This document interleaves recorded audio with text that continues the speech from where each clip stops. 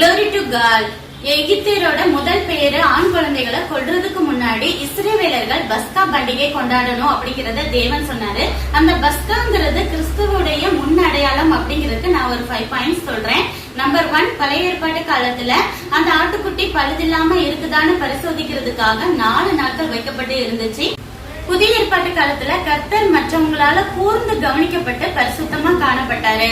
Number 2, பழைய ஏற்பாட்டு காலத்துல ஆட்டுக்குட்டி கொல்லப்பட்டது. புதிய ஏற்பாட்டு காலத்துல இயேசு கிறிஸ்து கொல்லப்பட்டாரு. 3, பழைய ஏற்பாட்டு காலத்துல இஸ்ரவேலின் முதல் பேரு அனைத்தும் நீக்கப்படுறதுக்காக ஆட்டுக்குட்டியோட ரத்தம் சிந்தப்பட்டது.